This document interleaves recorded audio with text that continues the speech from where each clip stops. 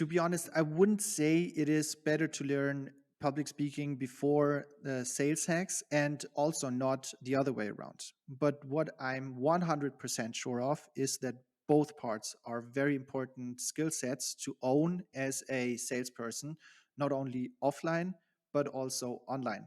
And because in Germany, there is a study from the Bundesverband Deutscher Unternehmensberater, which is something like the Federal Association, I noted it here, Federal Association of German Management Consultants. And they said, well, the study said, that new presentation skills will be essential in business for the upcoming years. And new presentation skills, especially in front of the camera and in meetings.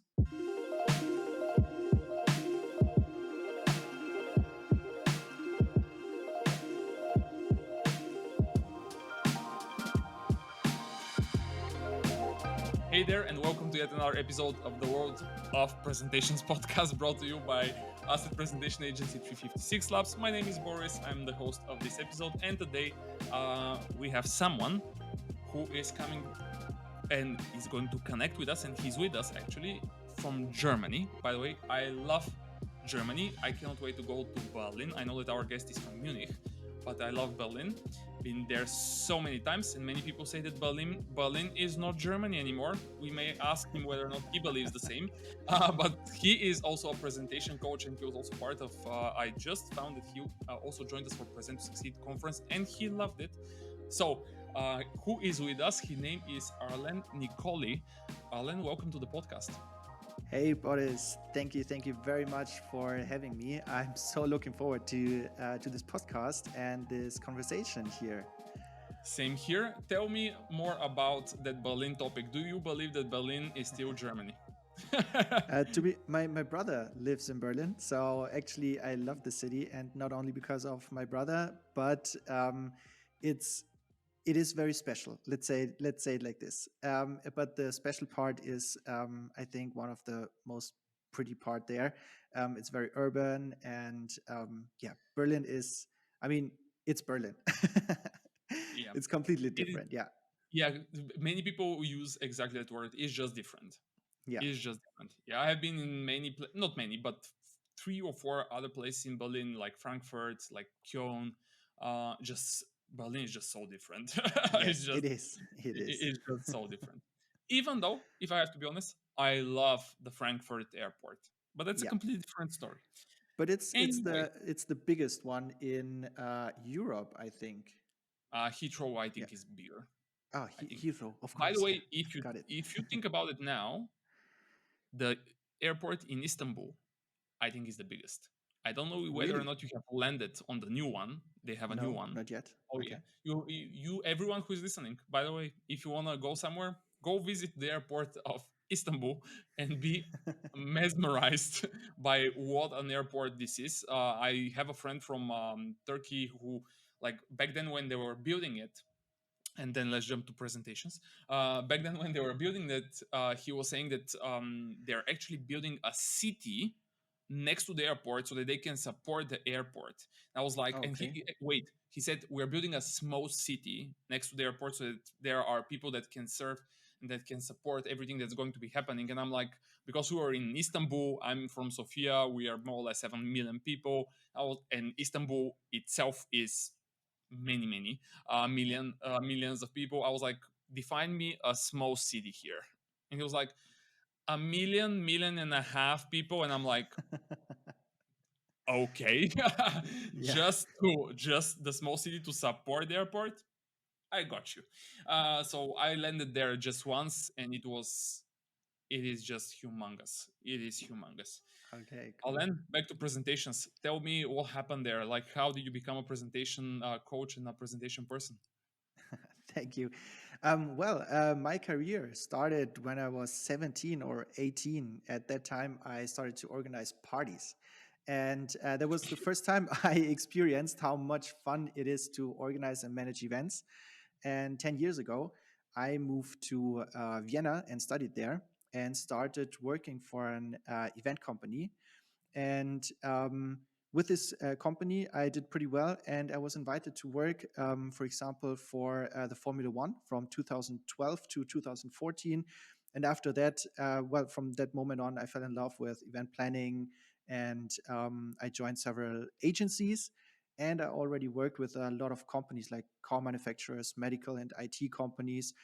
And during this time, I was able to listen to a lot of presentations, speeches, keynotes, and whatever. And I realized how amazing, how well moving and motivating these kind of performances can be. But Can be. unfortunately, can be, yes. But unfortunately, it was only an exception. And I always wanted my customers to be these exceptions. And Mm, so when I was working for the event agencies, we did not only plan the stages, the schedules, and the events, and all the things that are connected to events, but we also focused on the performance of the speakers and the moderators. all And right. in beginning 2020, one of my customers had a great product presentation. And after this event, she jokingly actually said, well, Arlen, haha, you should do this professionally. And well, 5 months later, I started NIKOLLI Presentations. And here we are talking to you. And we are focused on high quality business presentations as you are, and 356 Labs is. And of course, we're focused also on speaker coaching because these two parts are connected, obviously. And now, almost 2 years later, I was able to work with a lot of cool customers, a bunch of super exciting projects. And a couple of weeks ago, I was, as you mentioned, participant at the Present to Succeed event, and I absolutely loved it. Like the amount and the quality of the content there. And yeah, a couple of days ago or after the event, we got in touch, and now we're recording this podcast here. And let Yeah. me say, I'm not getting paid to say this. I'm just expressing my excitement. Yeah, and for everyone, by the way, that still is that's listening to this podcast and watching on YouTube or whatever you're doing, and you don't know about Present to Succeed conference, come on, really? Like, really? You have to know what we're doing here, because next year in 2023 we're actually doing it in a hybrid fashion. So we're going to turn Sofia, Bulgaria, in this case, into the capital of presentation skills. So join us at in April on April 28th, 2023 for one day. That will be yeah, a historical, I would say, day. Anyway, tell me more about we decided to talk a little bit more about the sales managers and what's going on in there. Tell me more about, like, you have this opinion that sales managers should, if they have to decide on what they should learn first, they should go for presentation skills, public speaking, and not the not learn and not go for the how do you like the hacks in selling. Mhm. Why is Yeah. presentation skills more important than the hacks in selling, or the tips and tricks they utilize during a sales process than, yeah, the public speaking part? What's Mhm. going on there? Well, to be honest, I wouldn't say it is better to learn public speaking before the sales hacks, and also not the other way around. But what Mm, I'm 100% sure of is that both parts are very important skill sets yeah, to all own right. as a salesperson, not only offline, but also online. And because in Germany, there is a study from the Bundesverband Deutscher Unternehmensberater, which is something like the Federal Association, I noted it here, Federal Association of German Management Consultants. And they said, well, the study said, that new presentation skills will be essential in business for the upcoming years. And new presentation skills, especially in front of the camera and in meetings. And that's why I founded my latest baby, which is the Sales Communication Academy, where sales managers can learn to improve their sales skills by using techniques from the big speakers which are out there. Yeah. And um, yeah, I want to make one thing super clear. good salespersons are not the ones who know all the sales hacks, and good salespersons aren't even the ones who actually express themselves like poets. But in my opinion, good people are the ones that can take the best of both worlds and use it to turn the potential customer into a real fan. And I think that's all. That's what it's all about in sales, getting making the customer into a real fan. Yeah, what would you say is the best place for a salesperson or a sales manager to start from? Like, where would you point? So what is going to be the resource or the resources? Mhm. Yeah, actually, there are five topics which are, in my opinion, the most important ones. To start with, the mindset. This is the very first part, which is actually very important to know how our mindset can actually influence our performance. And most of the people underestimate these influence of our mindset. And the next thing, of course, is um, to know your mindset barriers and how to eliminate them. So we can start in an open way to start new challenges and new calls, because calls probably can get very challenging. Then the second step would be the personalities which you are and which you are talking to. And this is, for example, there are a huge amount of models how you can identify different personalities. But I think the easiest one and the one which is applicable very fast is the DISC model. I'm not aware if you know it, but for the listeners who do not know it, the DISC model is is a model which is based on the assumption that every person has characteristics of all four types, which is the DISC. That's why it's called DISC model, but that some of them are more pronounced. So we can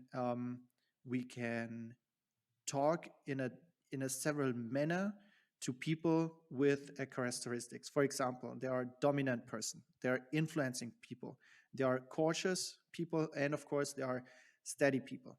And you can't talk with a small voice to a dominant person, for example, because they want to get some kind of challenged. So this is also important to know the personalities. The third thing is the very first language we learn, which is the body language and the expression, of course, because people um, judge us and they know if they like us even before they even know they know, because the subconscious mind has already decided before you even know that. So having the right body language is very important. Then the fourth part is your voice, especially on the phone and on calls. It is very important to have a decent voice and a strong and confident voice. I mean, I'm not talking about aggressive voices, but the color of the voice.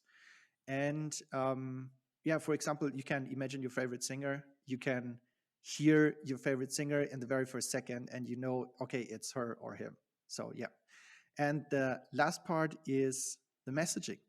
And of course, messaging means, how do I express my ideas? How do I convince the customers? And um, one of the easiest and strongest ways is storytelling.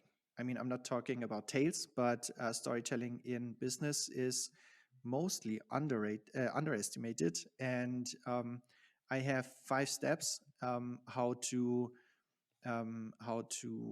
create the right story in business, which is the first thing would be prepare a story that the customer makes the customers um, feel understood and grab their attention. Then the second part is to discuss his or her problem and to make sure you understand what they are talking about. Then the third part is give them a solution, for example, your product. The fourth part is show the evidence that your product is working, for example, social proof and case studies. And the very last thing, most of you will know it, call to action. call the customer to action. And yeah, there are a lot of amazing books to learn all these stuff. But I also teach these skills to my participants, for example, at the Sales Communication Academy here in Germany. And yeah, it is a lot of fun and necessary for most of the people. Yeah, completely agree that um it is so necessary in the business world, to be honest. And I'm not surprised that there are surveys or there is research that's saying that presentation skills and new forms of presentation skills, like the online communication, for example, will be one of the top skills of the upcoming years. That is, to me, it's like a no-brainer. it's Absolutely. the important part is for every business person who needs to communicate often, especially with clients or with people that, yeah, more or less are important stakeholders. They need to understand that presentation skills are playing a crucial role to their overall success in an organization, be that their own organization or the organization that they represent and work for. But Absolutely. this is a journey. I'll let you know that this is a Yeah. journey, and it's taking years. At least for us, it's taking 6 years to kind of influence and persuade people that these are needed skills. And I Yeah. think it will take at least six more, at least, Yes. until we get to this level. One thing that I learned, for example, when I used to work for event agencies, um, we drove to our customers to pitch our product, to pitch the Yep. event. Nowadays, you just can turn on Zoom or whatever tool you use and pitch your product from the office or from your home. So it changed a lot how people and especially businesses communicate. Yeah. So talking about online communication and talking about online pitching, do you think that like the case with public speaking and pitching a project or whatever you may be pitching or presenting is kind of different now with this remote world? Absolutely. So to make it short, yes. And to explain it a little longer, I mean, um, nowadays people are overwhelmed with meetings on their computer, with webinars, with whatever shows they are invited to. But it is so that's why we as presentation designers, we have as coaches, and also the companies need to change. For example, they need to grab the attention and hold it as long as possible. And this changed, for example, my very first online event, which was March 2020, um, was like just like a meeting actually. Then share screen and that's it. The very last actual event I planned was like a small TV show. So this is the in I mean, in between 2 years, it changed so much. And actually, I'm very happy because the meetings before this digitalization um, were kind of boring, but now it is actually a lot of fun. And even PowerPoint nowadays, not nowadays, but a couple of weeks ago, months ago, they introduced Cameo, and I think this is very cool. I mean, there are other tools where you have kind of the same effect, but I think in PowerPoint Cameo is amazing. So it has changed a lot how people interact online. Let's spend 2 or 3 sentences explaining to our audience what PowerPoint Cameo is, because I think almost no one will know about it. Give us the overview of what are you talking about, because it's indeed a major feature here. Yes, that is a major feature, and I think right now it is still in beta. So Yep, yep. Coming up yeah, soon to everyone. yes, exact to everyone. But for the ones who are able to use it, you are able to place your video feed from the camera into PowerPoint and have your video streamed inside your presentation live. I hope you understand what I'm saying. But Yep. for example, you can have a dot For example, you have bullet points, and then you can have a dot with your video in it, and guide from one point to the other. And like this, you can guide the view from the participants of this event, for example. And it is a very strong tool, and it is very cool because you have the possibility to decide the shape of your video feed, like a circle, square, a star, whatever. And you are able to place it full screen on the whole presentation, half screen, just as big as you want it to be. And I Yeah. think that's very cool.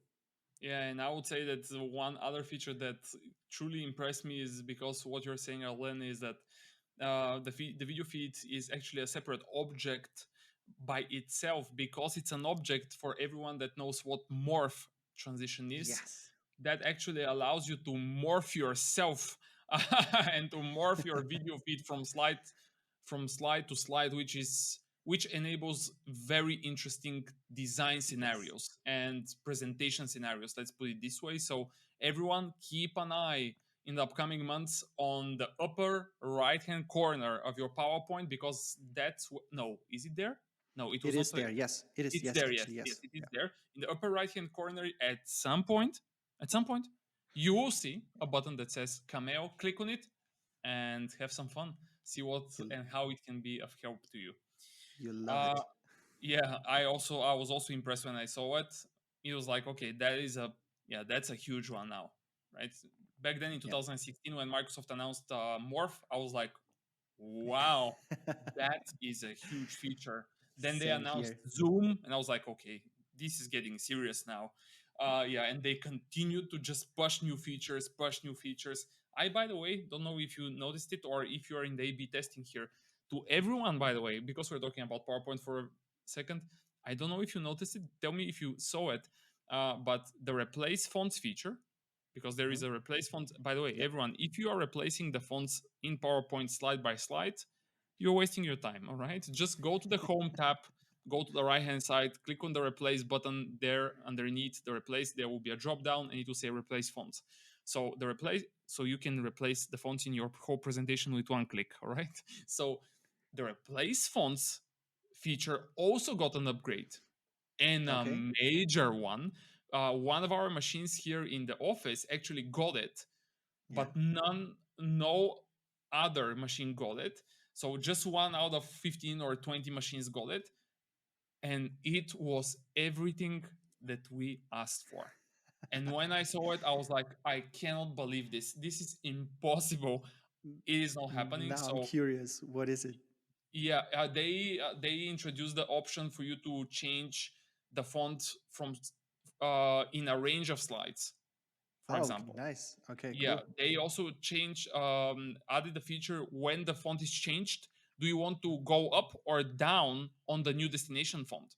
So because some fonts are different widths and heights, Yeah. right?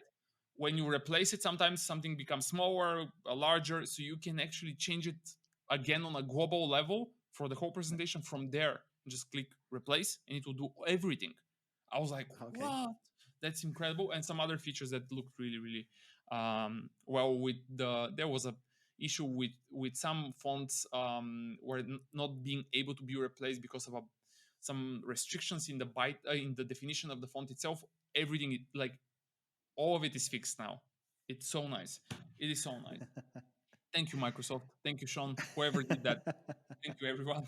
So Alain, back to our topic one last here. Because you're working with so many people and so many organizations, helping them in the academy, etc.